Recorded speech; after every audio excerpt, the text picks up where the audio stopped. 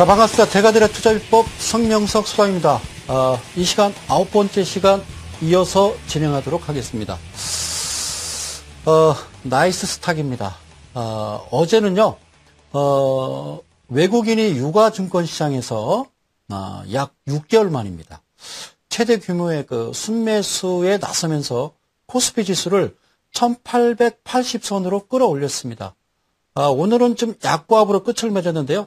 1879.93포인트, 약보합 퍼센트로는 0.11%로 마감을 했습니다. 어제 7월의 마지막 날이었죠? 예, 그래요. 어제 코스피 지수, 무려 포인트로는 38.20포인트입니다. 퍼센트는요, 2.07%였죠? 예, 1881.99로 어제 마감을 했는데요. 코스피 지수가 1880선을 다시 재돌파한 것은요, 지난달 21일 만에, 21일 이후에, 한 달 만입니다. 특히 이제 주목되는 것은 그 선물 시장에서 외국인들의 움직임인데요. 가만히 보니까 어제 외국인들이 코스피 200 지수 선물을 7,843계약 순매수를 해서요, 추가 상승에 베팅하는 그런 모습이었습니다. 자, 최근 한 3거래일 동안 어제부터요. 자, 가만히 좀 지켜보면 두 가지를 두 가지를 둘 수 있는데, 첫 번째 이유는요. 아마도 글로벌 전체의 정책 공조 가능성이 부각된 데 따른 것이 아닌가 이렇게 좀 보여지는데요. 최근 이제 3거래일 동안 어제부터 3거래일 동안 외국인 순매수는 미국이 이제 양적 완화를 할 것이다. 그리고 또는 유럽이 LTRO라고 그러죠. 이게 이제 장기 대출 프로그램이라고 그러는데, 이것을 시행한다는 어떤 가정이 깔려야 지금 들어온 규모의 자금하고 맞물릴 수가 있습니다. 그렇지 않고는요, 외국인들이 들어올 일이 없겠죠. 자, 두 번째 이유는요, 다른 생각을 가지고 있는데요. 이런 경우입니다. 외국인들이 삼성전자에 대해서 공매도를 계속 쳤습니다. 그런데 갑자기 외국인들이 친 삼성전자가 하락을 해야 되는데, 하락세를 딱 멈추고 갑자기 상승 전환을 해버리는 겁니다. 그러니까 깜짝 놀란 거죠, 외국인들이. 손실 아닙니까? 공매도 치고 주가 올라오면 걔들도 손실을 봅니다. 그래서 손실을 만회하기 위해서 어떤 대규모 선물 매수를 단행했을 거라는 그런 생각도 들긴 합니다만, 어쨌든 오늘까지 FOMC 회의고요. 내일도 유럽 쪽에서 어떤 이야기가 나오는지를 한번 지켜봐야 되지 않겠는가 이렇게 생각이 되고요. 최근에 들어왔던 어떤 선물 쪽의 매수는 저는요, 첫 번째 베팅을 합니다. 글로벌 정책 공조 가능성이 좀 부각된 데 따른 것이 아닌가, 저는 이렇게 여러분들한테 말씀드리고 싶습니다. 예, 그래요. 여러분들 다 아시는 이야기인데요. 이명박 대통령께서 지난 21일이었습니다. 예, 내수 활성화를 위한 민관 합동 집중 토론회, 이것을 이제 주재를 했습니다. 예, 토론이요, 자정을 넘겨가면서 했죠. 무려 10시간 동안 계속됐답니다. 민관 합동 토론회가.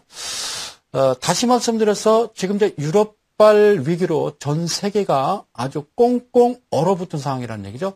날씨가 더우니까 이런 표현을 씁니다. 꽁꽁 얼어붙은 상황에서 내수를 살릴 수 있는 방안이 그만큼 절실했다. 자, 이런 이야기입니다. 바꿔 얘기하면. 자, 토론회를 끝난 뒤에 정부는요, 어떤 이야기가 나왔냐면, 골프장 개별 소비세 감면, 그리고 외국인 카지노 사전 심사제 조기 도입하자. 그리고 재밌는 건요, 미분양 주택을 호텔로 전환 허용하자. 이런 내용들이 내수 활성화 대책을 내놨습니다. 그런데 너무 재밌는 건요, 저는 이거 뉴스를 접하자마자 아주 떼굴떼굴 구르면서 웃었습니다. 재밌는 건요, 미분양 주택을 호텔 전환 허용이라는 얘기인데요. 그러니까 다시 얘기하면 내가 아파트에 입주를 했는데 아파트가 안 나가는 거예요. 분양이 안 되는 거예요. 그러니까 미분양된 아파트를 호텔로 전환하자는 얘기인데요. 자, 누가 올까요? 그죠? 대개 이제 주택가에서 호텔이나 여관 같은 경우에는 좀 거리가 좀 떨어져 있어야 되잖아요. 그런데 내가 살고 내 아이들과 사는 아파트를 러브호텔을 만듭니까? 러브호텔? 예. 이게 무슨 내용인지 10시간 동안 이게 나온 이야기가 미분양 아파트를 호텔로 전환한다는 얘기예요? 이게 무슨 얘기인지 저는 이해를 못 하겠어요. 그런데 너무 재밌죠. 얼마나 힘들었으니까 그런 얘기 했겠어요. 그죠? 그런데 사실 이날 내수 활성화 대책 중에서 핵심은요, 그게 아닙니다. 총부채 상환 비율이라고 하는 DTI 규제 완화입니다. 자, DTI가 무슨 말일까요? Debt to Income이란 얘기입니다. 인컴은요, 수입을 얘기하는 거예요. 수입을 얘기하는 거고, debt는요, 채무자 얘기예요. 앞으로 빚을 질 사람, 내지는 내가 은행에서 대출을 받으면요, 빚을 지잖아요. 그거를 debt라고 그래요. 그러니 약자로 DTI 이렇게 얘기하는데 이게 무슨 얘기냐? 빚을 진 채무자의 소득 대비 연간 부채 원금과 이자 원리금 상환액의 비율. 이게 현재 서울은 50%고요. 인천과 경기 지역은 60%로 되어 있습니다. 따라서 DTI는 주택담보대출 비율이라는 게 또 있어요. 그걸 이제 LTV라고 그래요. LTV. V는요, 밸류 약자입니다. 요거 이제 두 가지가 대표적인 투기 방지 프로그램이에요. 투기 방지 장치로 그동안 꼽혀왔던 건데요. 사실 우리나라 지금 부자들도 지갑을 닫고 있습니다. 그만큼 어려운 거죠. 그러다 보니까 내수 부진이 심각하기 때문에 정부가 DTI 규제를 일부 완화하기로 한 것은 이해할 수는 있습니다. 또한 DTI 규제 완화를 일부 부자들에 한정한다라는 거거든요. 부자들에 이제 한정, 그러니까 고액 자산가의 경우 등으로 한정한다 이렇게 이제 얘기가 나온 거예요. 그런데 그러하더라도 이것은요 폭발성이 상당히 크기 때문에 신중하게 접근을 해야 됩니다. 우리나라 이 방송 시청하시는 이데일리 가족 여러분, 우리나라 가계부채가 1,000조 원에 육박합니다. 우리나라 GDP가 1,200조 정도 되니까 어느 정도인지 아시겠죠? 그중에 한 400조 원 정도가 부동산 담보대출과 관련되어 있는데 여기에 우리나라만이 가지고 있는 제도, 전세제도, 전세비는 빠진 겁니다. 자, 예를 들어서 이야기합니다. 성 소장은 아주 쉽게 여러분들한테 이해를 시키기 위해서 이렇게 이제 예를 듭니다. 자, 내가 아파트 8억짜리를 중산층이에요. 8억짜리 아파트를 내 돈 3억 가지고 5억 대출을 받습니다. 8억짜리 아파트를 샀어요. 그런데요, 집값이 뚝 떨어졌습니다. 그래서 5억이 됐습니다. 그럼 내 돈 3억은 날아간 거죠. 그저 은행 빚만 남은 겁니다. 최근에 이제 뉴스에서 지상에서 보셨듯이 상가 같은 경우에는 이미 깡통 상가가 속출하고 있습니다. 깡통 주택이라는 것은 내가 은행에서 5억 대출 받았는데 집값이 4억 5천이라는 얘기죠. 집을 팔아도 은행 빚을 갚지 못하는 그런 현상, 거기까지 가서는 안 되겠죠. 그런데요, 전세는 뭐냐면 내가 사업을 합니다. 이게 내가 1가구 2주택인데 집이 한 채가 있어요. 그런데 집을 하나 더 샀어요. 8억 주고 5억 대출 받아서. 그래서 뭐 했습니까? 전세를 놓습니다. 5억 주고. 그래서 5억을 받아서 은행 빚을 갚는 게 아니라 그 돈 가지고 커피숍을 차렸어요. 근데요, 쫄딱 망했습니다. 그래서 5억을 다 날렸습니다. 이 친구는 빚이 얼마예요? 10억입니다. 10억. 그러면 지금 방송에서 나오는 1,000조 원대의 가계부채가, 그중에 400조 원대 가계부채가 이게 실제적으로 전세비까지 포함된다라고 그러면 이거는요, 언제 터질지 모르는 시한폭탄이나 마찬가지입니다. 2003년도 카드 대란도 이와 지금과 비슷한 상황이었거든요. 그래서 이런 가계부채를 줄일 해법이 없는 상태에서 이 DTI 규제 완화는요, 성급히 결정한 일이 아닌 겁니다. 동의하시죠? 자, 제 생각에는 취득세라든가 양도소득세를 받지 마세요. 네, 그걸 받지 마세요. 그러면요, 부동산은 확 일어날 수 있습니다. 그게 실제로 효과를 나타내는 부동산 대책이 아닌가 싶습니다. 뭐 안 받을 수는 없겠죠. 단지 감면해 주면 됩니다. 조금만 받더라도 매매는 좀 활성화되지 않는가 이렇게 생각합니다. 그런데요, 제가 좋아하는 우리 위원장님이 하나 계십니다. 예, 김정일 국방위원장이 아니라 김석동 금융위원장님께서 지금 정부 일각에서 제기하는 바로 DTI 총부채 상환 비율 규제 완화 움직임에 반대한다 이렇게 입장을 분명히 밝히셨습니다. 우리 김 위원장님께서 지난 26일 날 국회 업무 현황 보고에서 멋진 말씀을 하셨죠. DTI 규제는 반드시 유지돼야 한다. 그러면서 하시는 말씀이, 야, 춥다고 집기둥 뽑아서 불을 뗄 수 없잖아 이런 얘기를 하셨어요. 야, 이런 말이 어디서 나오는지 모르겠어요. 저는 아주 아주 속이 시원합니다. 그렇죠. 우리 김 위원장님 말씀 저는 맞다고 봅니다. 그러면 이제 그분이 속해 있는 금융위원회는 자, 뭐 하는 데냐? 이거는요, 산하는 국무총리 소속의 중앙행정기관입니다. 건전한 신용질서와 공정한 거래금융, 금융거래 관행을 좀 확립하고요. 예금자라든가 투자자나 어떤 금융의 수요자가 있을 거 아닙니까? 그 보호 목적입니다. 그래서 설립된 우리 중앙행정기관이고요. 하는 일은 뭐냐? 금융산업의 선진화, 그리고 금융시장의 안정을 꾀하고요. 건전한 신용질서하고 공정한 금융거래 관행의 확립에 관한 사무를 수행하는 곳이 바로 금융위원회입니다. 이거 위원장님은 김석동 위원장입니다. 아, 그래요? 우리 김석동 위원장님 만세! 그런데요, 정부는 주택거래 활성화 그리고 내수 진작을 위해서 은퇴한 거액 자산가나 이렇게 얘기했거든요. 은퇴한 거액 자산가. 이게 좀 말에 어폐가 있는데요. 어떻게 은퇴하면 거액 자산가가 되죠? 아니 그러면은 공직에 있으면서 뭐 어디 뭐 이상한 짓을 했다는 건가요? 제가 알기로는요. 제가 주변에 아시는 모든 이제 그 공직자분들 보면요. 정년 퇴직하시고 그저 그냥 연금 받아서 간신히 먹고 사시는데 제가 얘기하는 은퇴한 거액 자산가는요. 국회의원밖에 더 있습니까? 3선, 5선 하시고 이제 정계를 떠나신 분들이 은퇴한 거액 자산가지 일반 공무원들은 교직에 계신 분들은 아닙니다. 이름만 쓰지 마세요. 이상하잖아요. 은퇴한 거액 자산가나 이제 막 개업한 예를 들어서 성형외과 의사들처럼 실과 바늘만 있으면 됩니다. 메스하고. 너무 많이 받아요. 우리나라 사람은요. 똑같이 생겼어요. 특히 서울에 오면 아가씨들 얼굴이 똑같아요. 네, 똑같아요. 그래서 우리나라 사람은 죽어서 하늘나라에 가면 염라대왕이 구분이 안 된대요. 얘가 누군지를 모른다는 거죠. 그래서 나중에 죄가 밝혀져서 지옥에 갔어요. 지옥에 가서 겉은 없어요. 그렇죠? 시원하다 그런데요. 불가마. 그냥 웃자고 하는 소리입니다. 그래서 성형외과 의사들처럼요. 어떤 미래의 고수득이 예상되는 사람들이 다시 말씀드리면 좀 빚을 더 내서 좀 집 같은 거, 땅 같은 거, 좀 산 같은 거 좀 사 이런 얘기죠.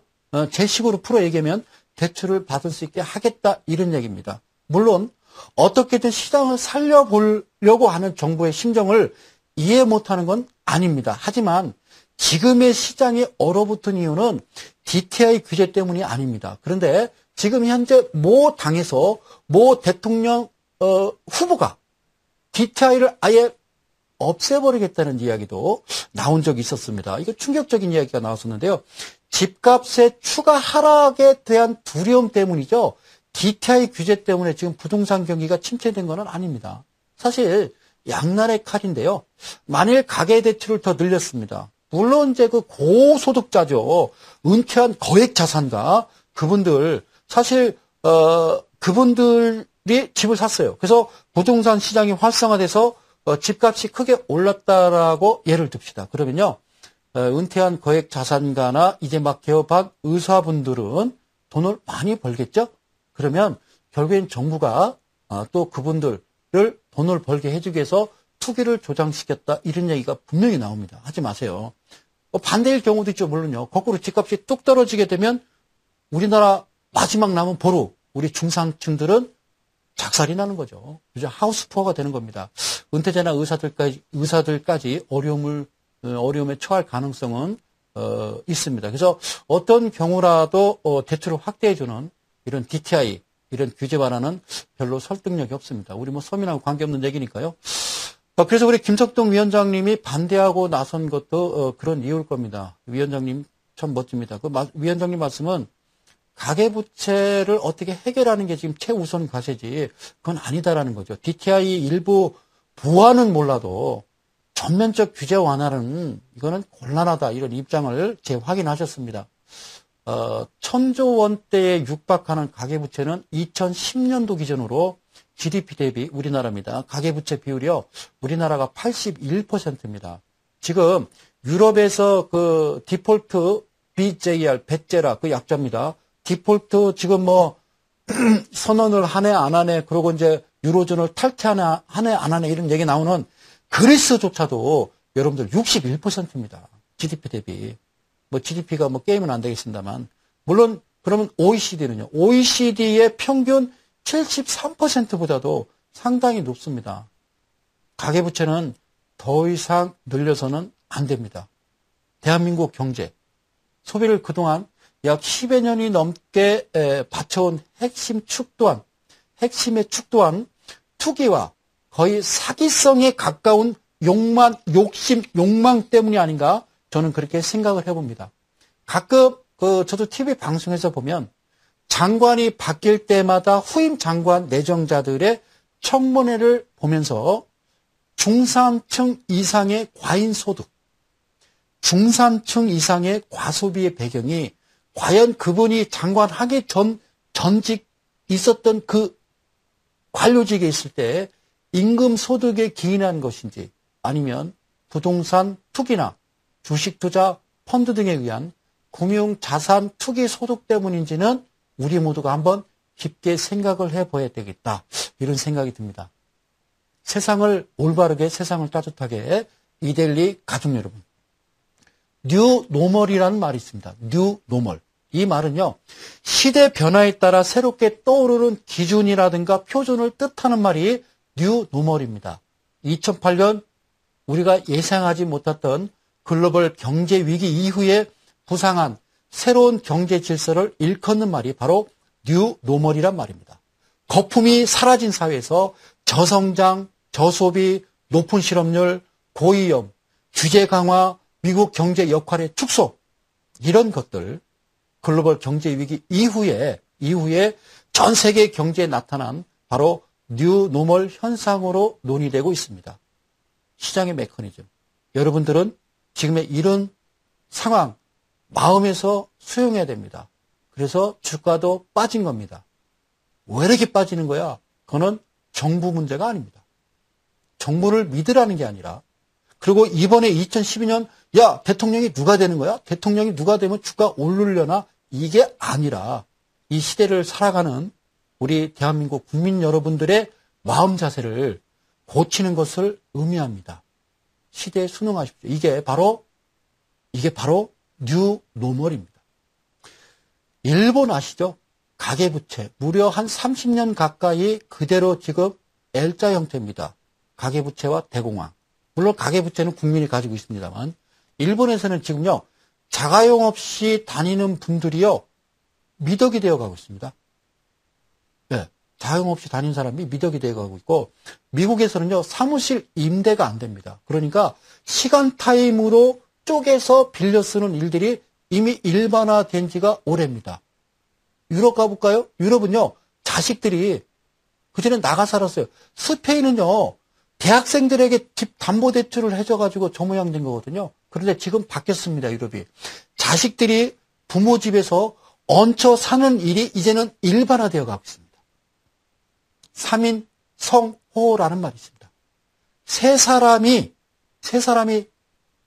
짜면 없는 호랑이도 만들어낸다는 뜻이 3인 성호란 말이 있습니다. 다시 말씀드려서 말도 안 되는 말이라도 여러 사람이 자꾸 이상한 소리를 해대면 순진한 국민들은요. 진짜인 줄 아는 거예요. 4.11 총선 때도 그랬습니다.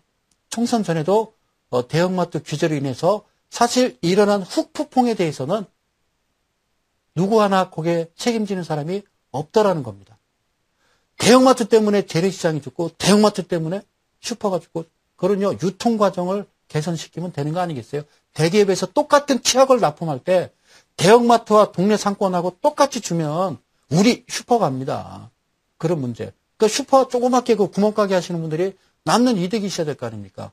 물론 대형마트 때문에 문제는 되지만 결국엔 지금 다시 열고는 있는데요.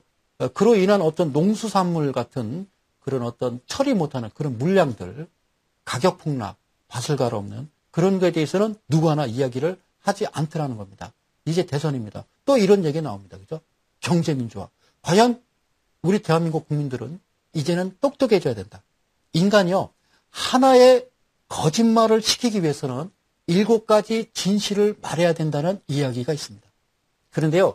이게 어려운 게 단 한 개, 7개 중에 단 하나라도 어긋나 버리면 바로 뽀록이 납니다. 제가 얘기하는 이 방송용어 뽀록이라는 것은 유행어입니다. 예, 저도 찾아봤어요. 거짓말이라든가 비밀 같은 게 드러난다 이런 뜻입니다. 이런 말이에요. 절대 뽀록이 나면 안 돼요. 그런데 이미 지난 다음에는 이미 우리 국민들이 떠안기에는 너무 고통스럽다. 다시 말씀드려서 특히 이제 여당 야당에서 얘기하는 경제 민주화는요.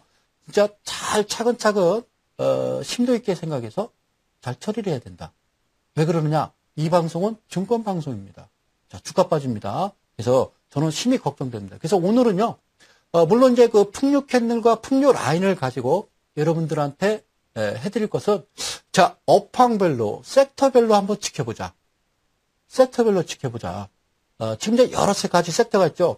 뭐 음식료업이나 뭐 화학주라든가 섬유유복이나 종이목재, 뭐 의약품, 기계업종 여러 가지가 있는데 지금 이제 이 종목들을 하나씩 좀 짚어보면서 지금 어디까지 와 있는지를 한번 오늘 좀 살펴보는 시간.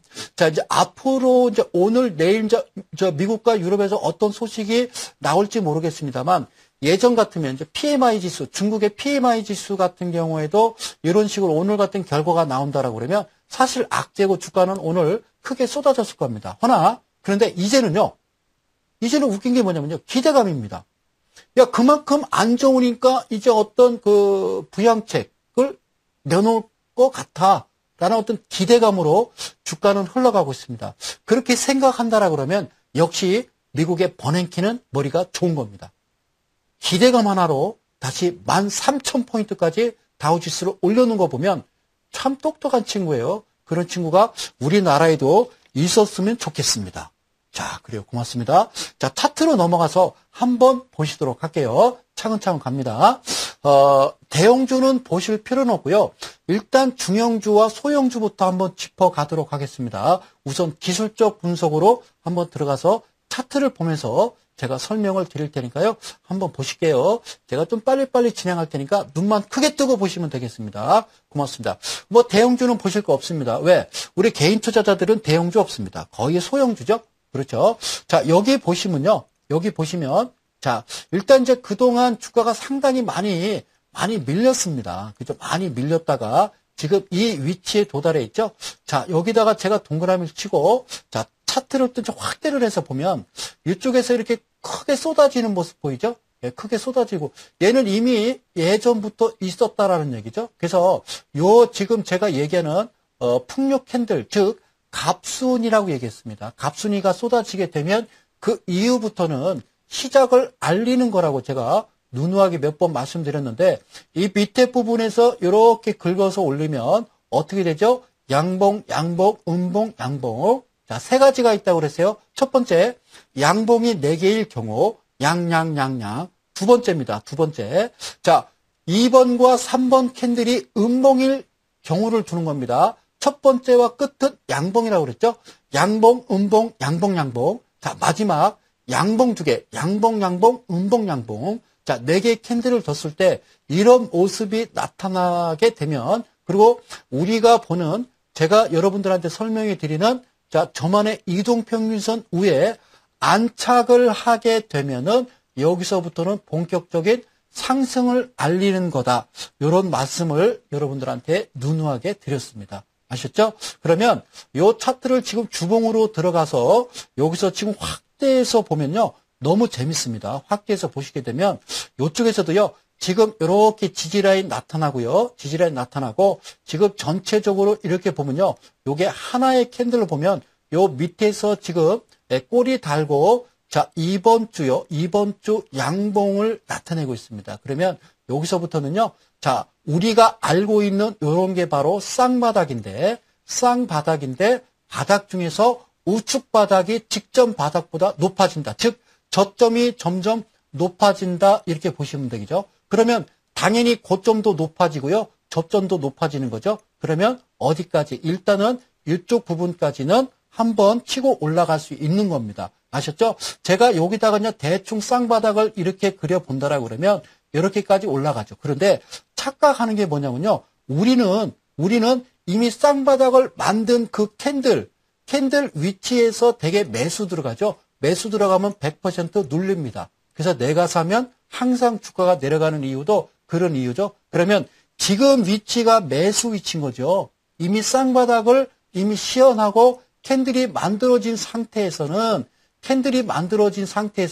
매수를 들어가면 이게 단기적으로는 또 고점이 될 수가 있는 겁니다. 아시겠죠? 그래서 지금 현재의 중형주의 위치는 상당히 좋은 위치다. 일단은 저항대에 한번 살짝 부딪힌다 하더라도 포인트로 얘기할게요. 1950포인트 정도 됩니다. 그래서 목표가를 잡으라고 그러면요. 아유, 좋죠. 2240포인트까지도 날아갈 수 있는 그런 위치에 와 있습니다. 아시겠죠? 그렇다라 그러면 얼마나 좋아요. 그죠? 자, 그러면 일단 또 소형주를 한번 볼까요? 자, 소형주를, 자, 이제 중형주 봤으니까, 자, 소형주를 좀 보도록 하겠습니다. 소형주를 가만히 보시면요. 자, 눈에 띄시죠? 자, 소형주도요. 이미 이쪽에서 내려오던 음봉들이 이렇게 있습니다. 길게 음봉들이 내려오죠? 자, 음봉도 똑같습니다. 네 가지의 경우가 있다라고 했어요. 그걸 하나로 잡아보자. 자, 네 가지 경우 세 가지인데 어떤 경우가? 자, 음봉 캔들 네 개가 세 가지의 경우가 있어요. 네 가지가 아니라. 그렇죠. 내가 싸가지라고 그러려고 그러네요. 자, 세 가지가 있는데, 음봉 네 개. 자, 음봉 일수가 있고요. 그 다음에 1번과 4번 캔들, 첫 번째와 끝, 네 번째 캔들은 음봉이 되겠죠. 단, 중간에 2번과 3번은 양봉이 들어갈 가능성도 있습니다. 그렇죠? 그래서 음봉 4개와 음봉, 양봉, 음봉, 그리고 음봉, 양봉, 음봉. 이런 식으로 내려온 겁니다. 자, 여기 위치는요, 그런 식으로 내려와서 이미 바닥을 쭉 치고 이렇게 지지 라인을 형성했는데 놀라운 사실은 이미 일봉상에서 보면요, 이탈을 했습니다.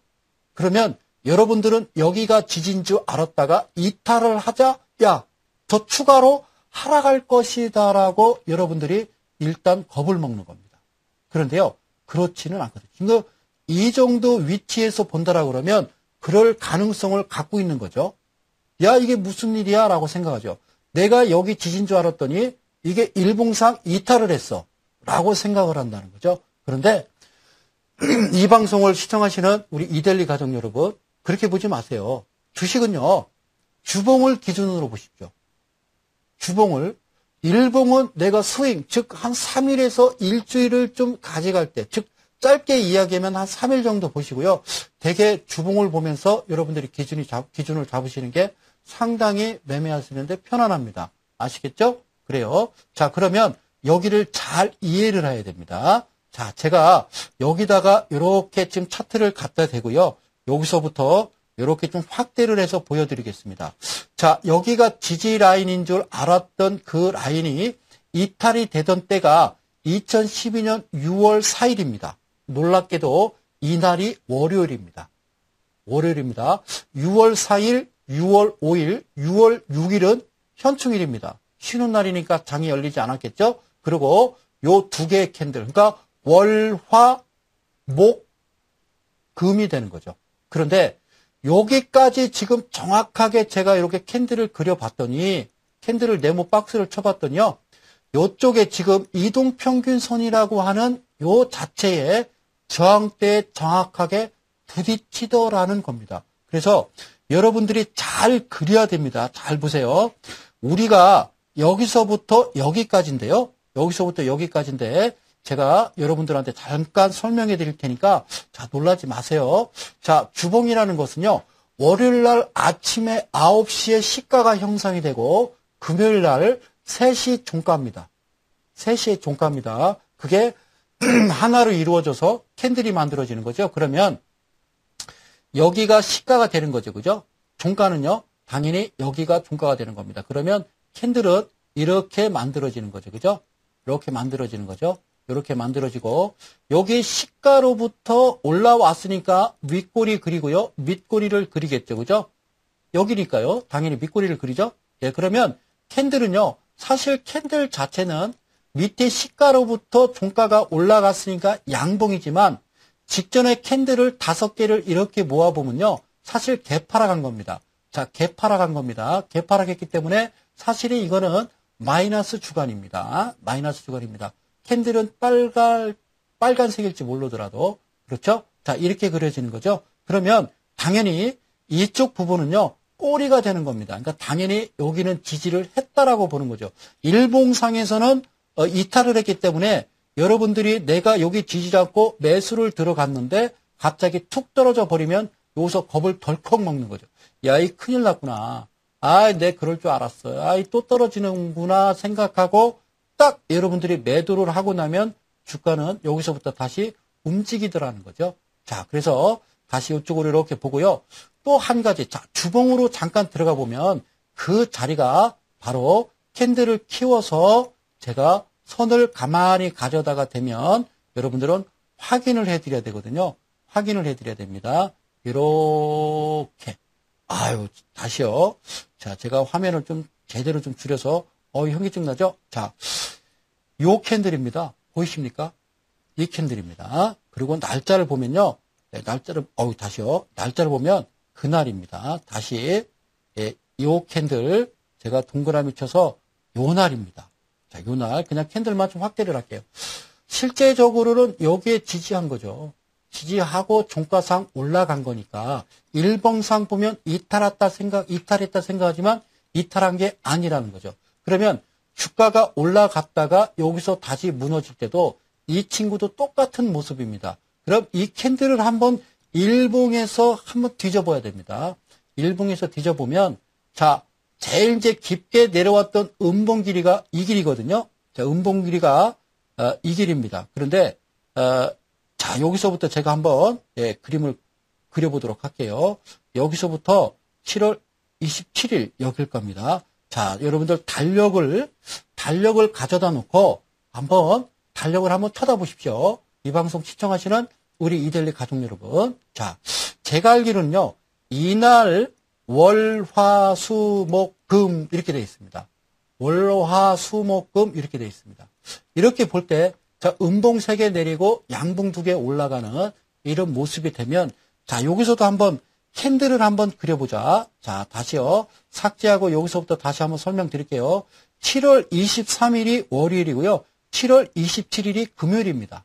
아시겠죠? 그러면 여기서도 제가 한번 그려보면 이렇게 그려지는 거죠. 일봉에다 대고 내가 주봉을 잡고 그려 버릇해야 됩니다. 그러면 한눈에 바로바로 들어올 수가 있기 때문에 그렇게 매매를 하시는 게 여러분들 좋습니다. 그러면요. 당연히 시가는 여기서 형성이 되겠죠. 종가는요. 여기가 종가입니다. 그래서 요렇게 해서 요렇게 만들어지는 거죠. 요렇게 만들어지는 거죠. 자, 요거는요. 음봉일까요? 양봉일까요? 여기 시가에서 여기가 종가니까요. 당연히 음봉이겠죠. 그리고 밑꼬리를 요렇게 간 겁니다. 그래서 옆에다 이게 지금 음봉이라고 가정을 하겠습니다. 요렇게 생긴 겁니다. 요렇게 생긴 거죠. 자, 밑꼬리가 중요하죠. 여기까지 올라온 이유가 있겠죠. 그 이유는 여기서는 모르고요. 이 이유는 주봉에서 보면은 확연하게 나타납니다. 주봉에서 봤더니 그날이 어떤 날이냐면요. 7월 23일 이날이니까 자, 일단은요. 삭제하고요. 여기서 동그라미를 쳐서 이렇게 확대해서 여러분들한테 보여드리면 깔끔합니다. 이날입니다. 그리고 이날이었고요. 개인 투자자들한테는 고통의 시간이죠. 그런데 이번 주 괜찮습니다. 그죠? 지금 양봉을 씌워냈어요. 여기서부터는 방향, 즉 여기서도 쌍바닥을 이루면서요. 방향은 올라갈 것으로 예상이 되고요.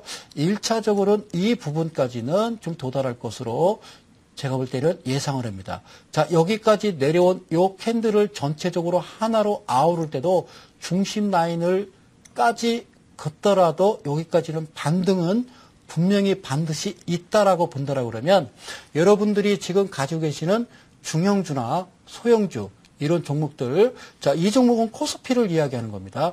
이 종목들 여러분들 크게 걱정 안 하셔도 될 만큼의 지금 위치에 와 있고 이제는 쌍바닥을 시연하기 때문에 여기서부터는 반등, 즉 여러분들이 물려 있었던 최근에 1월달과 2월달 엄청나게 외인들 자금 들어왔다가 추가로 상승할 줄 알았더니 바로 유럽발로 인해서 다시 깊게 내렸던 그 자리 바로 아주 정신없는 자리가 바로 이 자리였죠. 믿었던 도끼에 발등치킨 그런 위치입니다.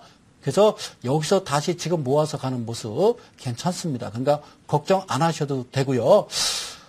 그 다음에는 섹터별로 한번 업종별로 한번 분석해서 체크해보는 시간을 갖겠습니다. 첫 번째요.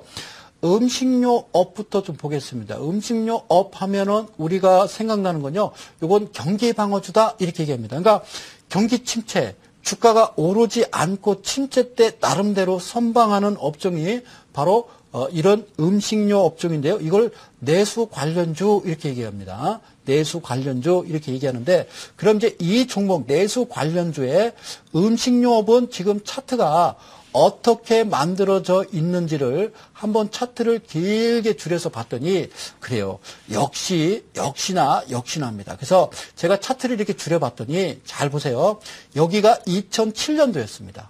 2007년도. 그러니까 2007년도 이전 한참 끝발 날 때죠. 자, 노름으로 얘기하면 끝발 날 때 거기까지 도달을 했었죠.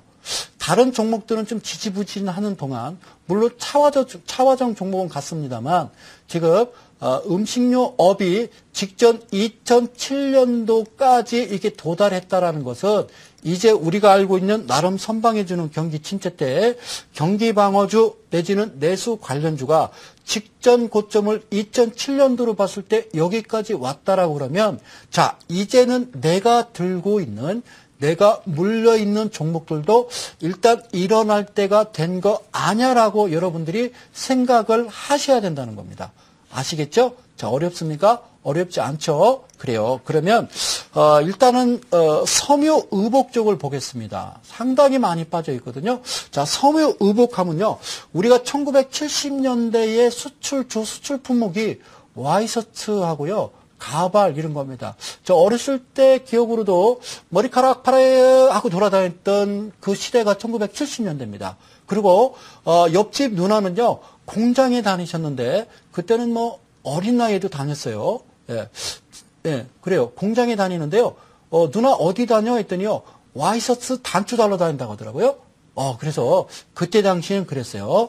우리나라가 70년대만 해도 섬유의복업이 국내 총생산에서 차지하는 비중이요 5%가 넘었습니다. 그런데 그 뒤에 섬유의복업 비중은요 꾸준히 줄어들었죠. 그래서 지금 우리나라 증시에 상장된 섬유의복 업체들은 시가총액으로 봤을 때는요 0.6%에 불과하는데 그런데요 의식주 인류가 존재하는 한 사라질 수 없는 산업이 바로 섬유의복 쪽입니다. 이쪽 기술은 우리나라가 다른 나라에 비해서 상당히 큰 기술력을 가지고 있죠. 자, 이런 사라질 수 없는 산업이라 특성이고요. 다른 산업, 특히 IT 쪽, 전기, 전자 쪽은 시가총액의 약 20%를 차지하고 있거든요. 이런 다른 산업군들이 빠른 속도로 커지고 있기 때문에 우리나라가 이 섬유의복 쪽은 상대적으로 축소된 것으로 보이지만 나름대로는 좀 잘 성장하고 있는 또 산업이 섬유의복 쪽입니다. 이제 다행히 올 하반기부터는 경기가 좀 완만한 회복세를 보일 것이다. 이런 기대가 많고 또 힘없이 바뀌고 있고요. 패션 트렌드가 그래서 변화를 주도해 나갈 만한 경쟁력 있는 업체들이 숨은 아주 좋은 종목, 진주 같은 종목들이 많이 있습니다. 섬유의복 종목은 얘기하지 않겠습니다. 그래서 섬유의복 쪽도 한번 들어가서 보겠습니다. 제가 이것도 차트를 한번 이렇게 좀 줄여보면요. 차트를 줄여보면 지금 현재 모습을 한번 지켜보자라는 거죠. 상당히 많이 크게 밀렸습니다. 섬유의복 쪽도 크게 지금 밀렸죠. 밑에까지. 자, 여러분들 보시는 게 좀 많이 밀렸는데요. 제가 드리고 싶은 얘기는 이 옆에 이렇게 캔들을 좀 보자라는 거죠. 이 캔들은 어떤 캔들인지를 제가 한번 설명을 드릴게요. 요것은 제가 갑돌이라고 그랬습니다. 그죠? 갑돌이. 요쪽에서는 저쪽 과거에서는 뭐가 나온다? 음봉 4개가 저쪽에서 자리를 잡고 있다는 얘기입니다. 그 이후에 다시 올라가는 모습 보이죠? 자, 이 자리를 잘 기억을 하셨다가 제가 지금 하단 부분과 상단 부분 중심 라인 이렇게 캔들을 긋고 지금 현재 위치를 가만히 보니까 상당히 놀라운 모습을 하고 있습니다. 상당히 놀라운 모습을 하고 있어요. 자, 정확하게 이번 주에 꼬리 달고 이렇게 음봉이 이렇게 만들어져 있습니다. 그죠? 요걸 우리가 무슨 형이라고 그러냐면 교수형 이렇게 얘기하는데요. 예, 이거는 뭐 망치형에 가깝습니다. 아직까지 이번 주 오늘이 수요일이니까 내일하고 모레도 좀 지켜봐야 되겠습니다만 섬유의복직은 더 이상 빠질래야 빠질 수도 없고 포인트로 얘기하면 173.67포인트인데요. 이 자체를 밀어버리면 안 될 겁니다.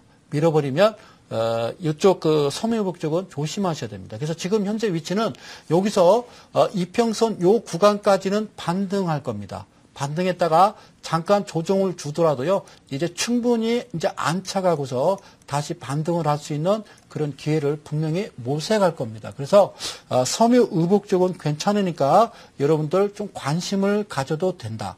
자, 여기가 바닥이다라는 그런 의미로 여러분들한테 말씀을 드리겠습니다. 자, 다음 이제 종이목재 쪽을 좀 볼까요? 네, 종이목재 쪽.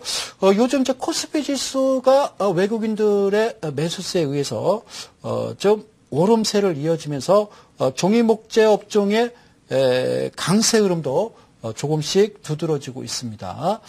종이목재 쪽도 한번 여러분들 한번 종목을 차근차근 천천히 좀 보도록 하겠습니다. 자, 종이목재 제 차트를 주봉으로 이렇게 열어놨습니다. 자, 여러분들 보시는 이쪽 저 언덕이 바로 2007년 되겠습니다. 그 이후에 종이목재 쪽은요, 오른 적이 없습니다. 아유, 엄청나게 빠졌죠. 그죠? 상당히 지루한. 그러니까 미국에서 1차 양적 완화, 2차 양적 완화를 했어도 어떤 단기성으로 움직이고 말았지 장기성으로 꿇고 가지는 않았습니다. 종이목재 쪽은요. 그런데 이제는 눌릴 만큼 눌렸고 이제는 일어날 때가 됐다. 이렇게 지금 보여집니다. 종이목재 쪽, 특히 이제 대표적인 게 이제 한솔재지가 되겠죠. 옛날 전주재지였고요. 대개 이제 삼성 쪽에 관계된 회사라고 보시면 됩니다. 우리나라 모든 회사는 다 그렇게 엮어져 있습니다. 대기업과 물론 이제 훌륭한 중소기업도 있습니다. 코스닥 상장된 회사. 그런데 그런 회사를 자꾸 일단 글쎄요. 뭐 제재하는 게 좋은지 나쁜지는 뭐 그건 제가 결정한 일은 아니겠습니다만 단지 중요한 거는 주가만 빠지지 않게만 해주시면 대단히 감사하겠습니다. 지금 그래 안 해도 아주 좋을 것 같아요. 우리 개인 투자자들이. 그러니까 물론 이제 오뚜기처럼 일어납니다. 동물과 사람이 다른 점이 있습니다. 동물과 사람이 다른 점이 있습니다. 동물은요, 태어나자마자 뜁니다. 아시겠어요? 태어나자마자 걷습니다. 동물은요. 그게 코스닥 잡주를 이야기하는 겁니다. 사자마자 튀어 올라가는 종목을 여러분들을 사랑을 하십니다. 그런데요, 사람은, 여러분들은 사람입니다. 사람은요, 태어나면 돌이 지나기 전까지 넘어졌다 일어나기를 반복을 무려 2000번을 한답니다. 그때서야 자기 스스로 걸을 수 있는 그런 능력을 가진답니다. 그게 바로 어려서부터 넘어졌다 일어나고 넘어졌다 일어나는 겁니다. 그런 종목, 그런 여러분들이 되셨으면 좋겠습니다. 아셨죠? 예, 그래요. 종목으로 비유하는 거예요. 자, 무슨 얘기하다가 이 얘기로 흘러갔죠? 자, 종이목재 쪽 지금 한번 크게 확대해서 보게 되더라도요. 여기서 한번 길게 내렸던 부분은 똑같습니다.